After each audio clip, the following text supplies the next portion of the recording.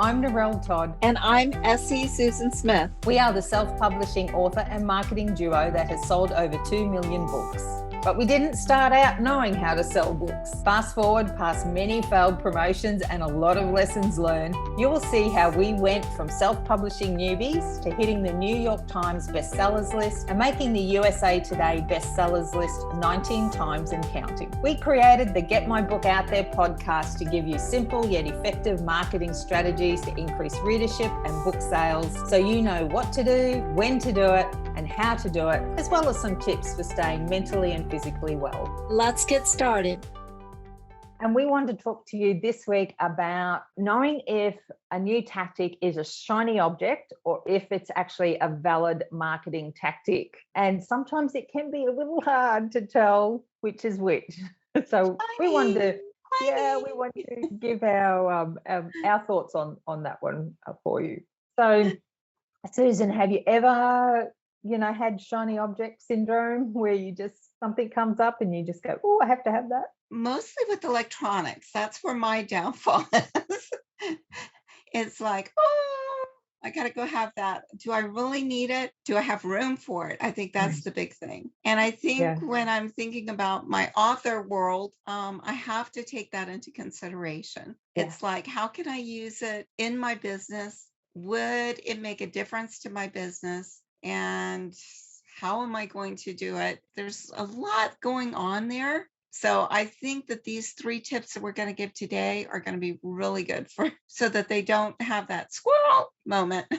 Oh my gosh. Because I'm a marketing nut. I just love anything marketing and I love anything new. So I really have to be careful because I can really just go, I have to go find out about that because it's all new and it's exciting. And then I catch myself now, but there were times where I would just go off and do stuff. And then it's just like, and you just,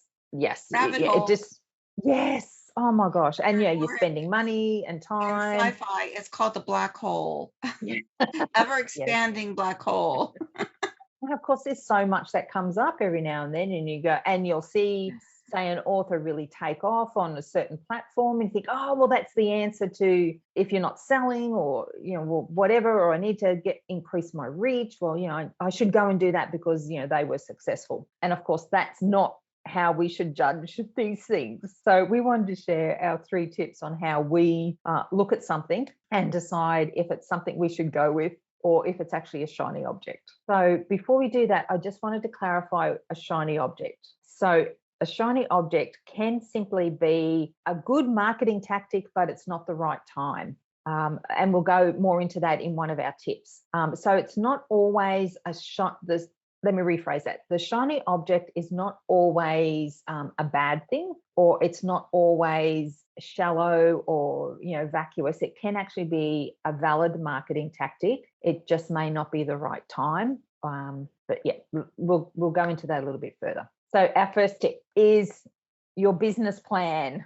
So do you actually have a business plan? And I would say to you, if you don't have a business plan, then just about every marketing tactic you come across is a shiny object, simply because you don't have the direction or the clarity around what is actually going to work for you, because you don't know where you actually want to head. You don't know what you're actually trying to achieve. You don't know what your goals are. So if you don't have a business plan in place, make sure you go and do one. And we've got a great podcast for you on creating a business plan. So go and check that one out. Get your business plan in place and then probably come back and listen to the rest of this particular podcast for that. So what would you think there on business plans, Susan? Well, that was the first thing I did. I have never owned a business before. And that was the first thing I did was I researched, okay, how do I do a business plan? There's plenty of templates out there. And then it's basically, they're asking you some really tough, hard questions. And what a business plan does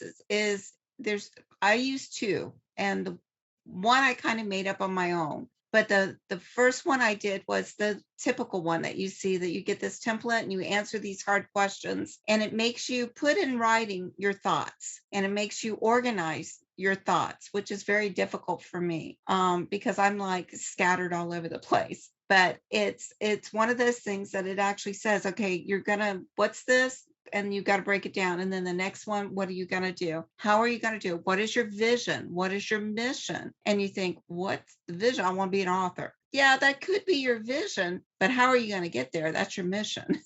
Yes, yes. So, looking at those two different things, and I realized that writing it was very good, but I'm a very, very visual person, as you can tell from my background. I am a very visual person. So I actually sat down and I created the visual business plan.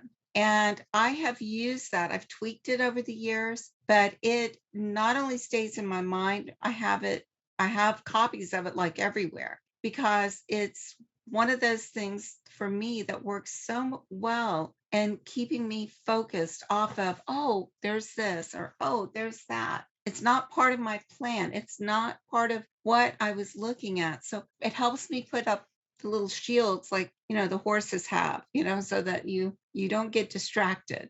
And, as an author and as a visual person, that's something that I definitely need. So again, as Norelle said, if you don't have one, go listen to our business plan podcast and then come back.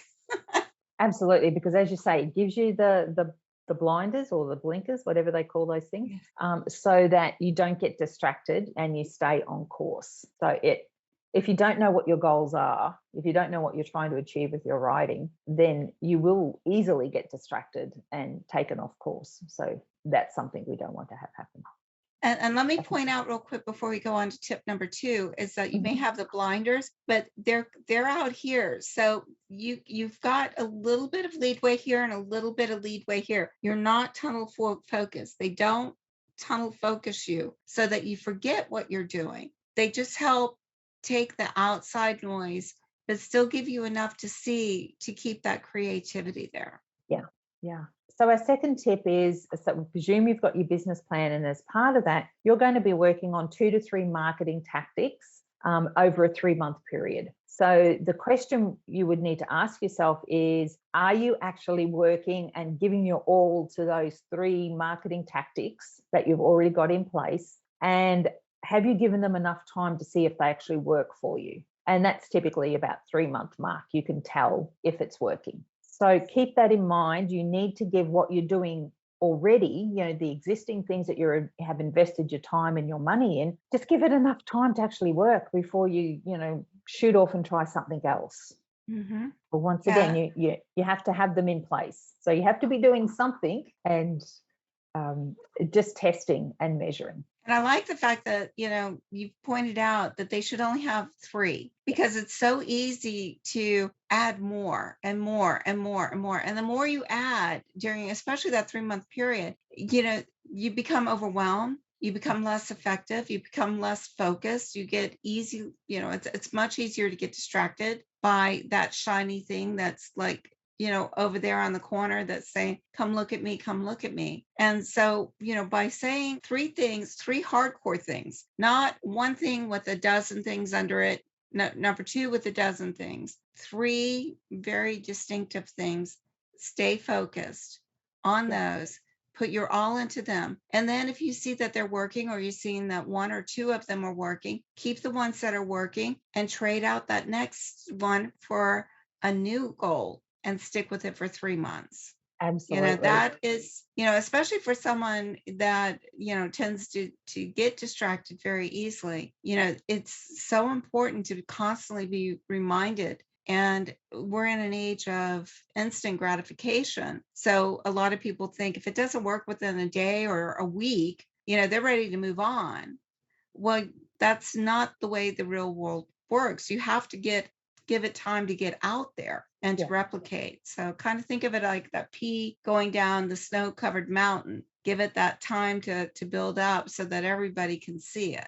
Yeah. And keep in mind that with any marketing tactic, there's the initial phase where it's exciting and, you're thrilled by it, it's new, you're learning. But then there's the maintenance phase. And I think that is probably the hardest phase for most of us, particularly creative people, because that's where the consistency comes in. That's where you're going to need to show up every day to do the action, whatever it is for that tactic. Boring. I know, exactly. And I think that's why we like shiny objects, because we get bored so easily. Yes. But what that also means is that it costs us in time. It actually costs us in sales because we're swapping, changing out. So keep in mind, anything that you bring in, you're going to need to implement it first off, but then you're going to need to maintain it. And do you have the capacity or the bandwidth to maintain whatever is required for that particular tactic? And often that can be a no. Can I bring up another little thing?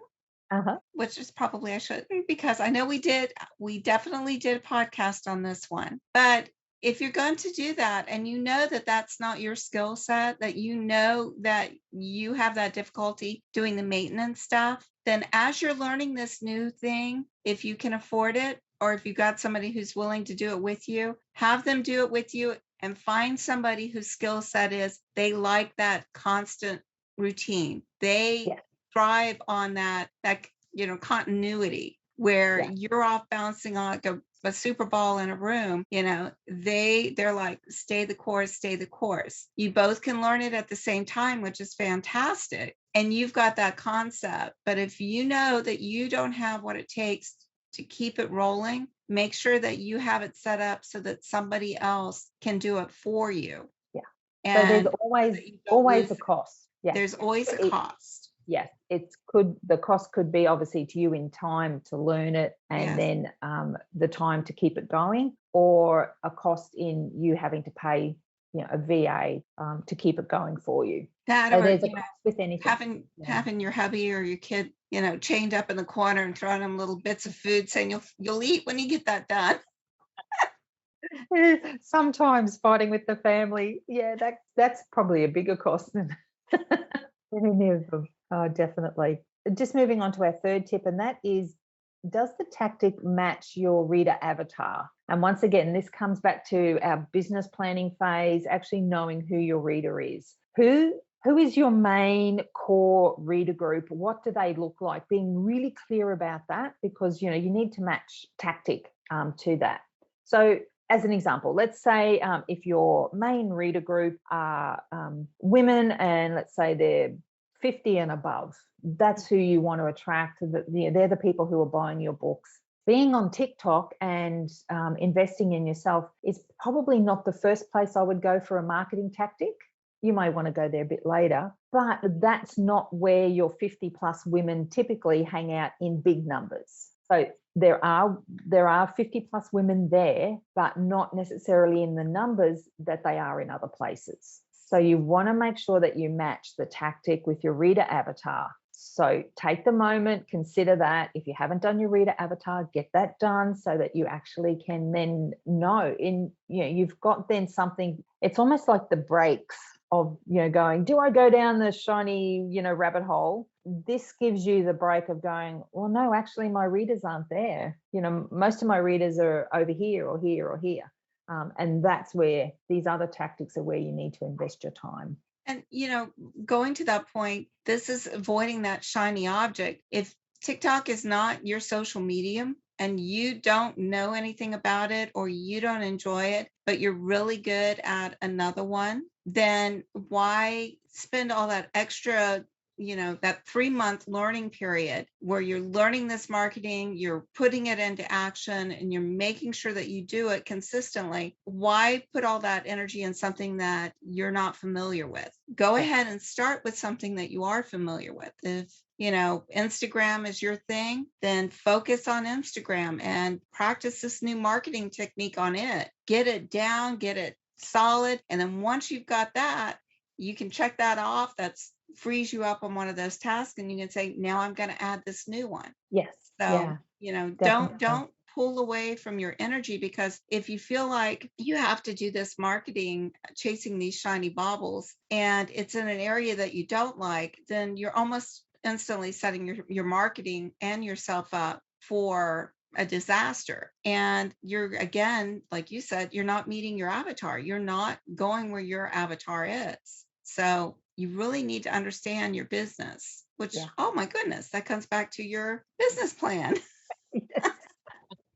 So the key to is it a shiny object or is it actually a valid marketing tactic, really comes down to knowing your business plan, so being clear about where you want to go, knowing your reader, so who's your main reader, who do you want to attract, and reel those people in first and get a really solid foundation under you, get money coming into your business, and then start to look outside at other avenues. I'm not saying you can never look at these other tactics, but get some money so that you've got some security and you've got a way to invest in those other things as well as pay yourself.